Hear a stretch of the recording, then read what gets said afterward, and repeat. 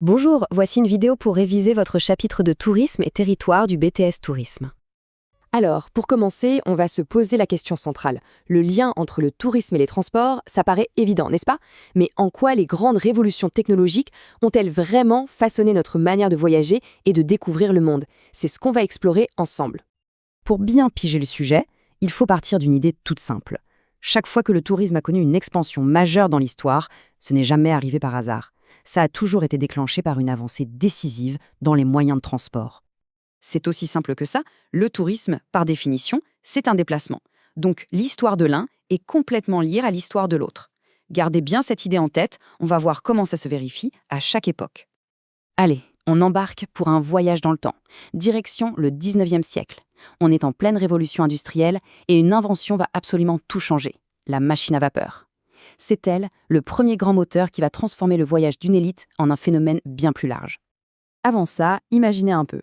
On dépendait de la force des chevaux, de celle des hommes ou du bon vouloir du vent. C'était lent, c'était super imprévisible et soyons honnêtes, c'était souvent dangereux. Avec le train et le bateau à vapeur, on entre dans une nouvelle dimension. Les voyages deviennent réguliers, rapides et surtout beaucoup plus sûrs. C'est une image, bien sûr, mais elle est tellement juste. Les temps de trajet sont réduits de façon si spectaculaire que des endroits qui paraissaient au bout du monde deviennent soudainement accessibles. En fait, c'est comme si l'espace et le temps se contractaient. Et alors concrètement, qu'est-ce que ça change? Eh bien, c'est la naissance de la Côte d'Azur telle qu'on la connaît. Nice, Cannes, elles deviennent des destinations à la mode pour toute l'aristocratie européenne. C'est aussi l'invention des premières croisières de luxe. Et on voit même apparaître ce qu'on appelait les trains de plaisir, qui emmenaient les gens des villes passer la journée à la campagne ou à la mer. On avance d'un bon siècle pour arriver au XXe. Et là, une nouvelle révolution se prépare, beaucoup plus personnelle cette fois. C'est l'automobile. Elle va donner à chacun la liberté de partir où il veut, quand il veut. Un changement radical de mentalité. La Ford T, attention, c'est bien plus qu'une voiture. C'est le symbole d'une ère nouvelle, celle de la production à la chaîne qui rend l'objet automobile accessible enfin à la classe moyenne. Le voyage n'est plus seulement une affaire collective, organisée, il devient une aventure personnelle, familiale. Et évidemment, cette nouvelle liberté a des conséquences très visibles sur nos paysages. Pour faire rouler toutes ces voitures, il faut construire des routes, des autoroutes, désenclaver les campagnes et créer de nouvelles infrastructures comme les parkings ou les zones commerciales en périphérie des villes. Le territoire est littéralement sculpté pour et par la voiture.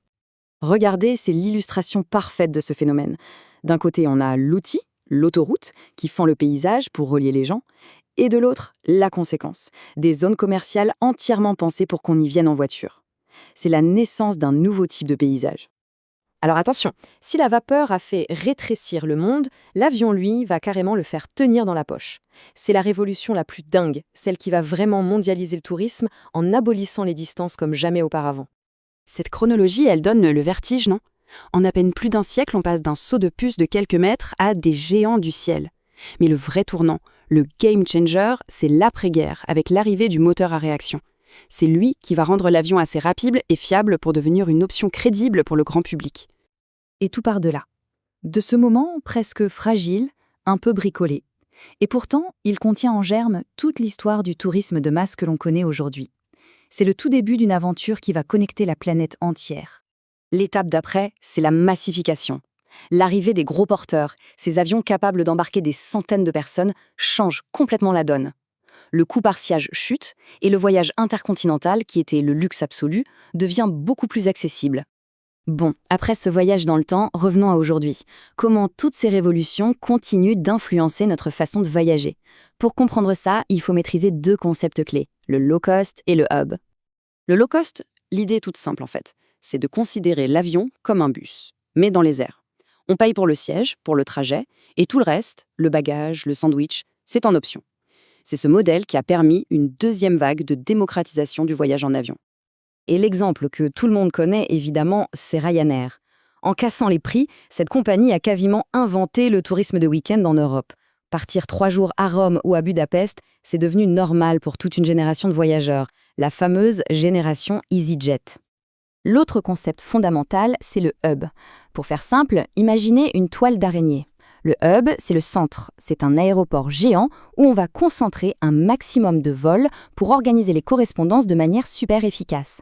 C'est la pièce maîtresse de l'organisation des flux de voyageurs dans le monde. En France, l'exemple parfait d'un hub, c'est Roissy-Charles de Gaulle. Regardez comment tout converge. Les autoroutes, le TGV, le RER. L'aéroport n'est plus juste un point de départ. C'est une immense plateforme de connexion, une interface qui relie les vols internationaux au transport terrestre. Un point de passage obligé et stratégique. Donc, si on résume, chaque révolution des transports a eu un effet domino. Ça a rendu le voyage accessible à plus de monde, ça a ouvert des destinations lointaines, ça a créé de nouvelles façons de voyager comme les week-ends en ville, et ça a structuré tout le trafic mondial autour de ces hubs géants. Vous voyez, on ne fait pas que lister des faits, on les relie pour comprendre le système dans sa globalité. C'est ça, faire une analyse, et pas juste une paraphrase. Et on termine avec une question pour l'avenir. Le train Hyperloop? L'avion à hydrogène?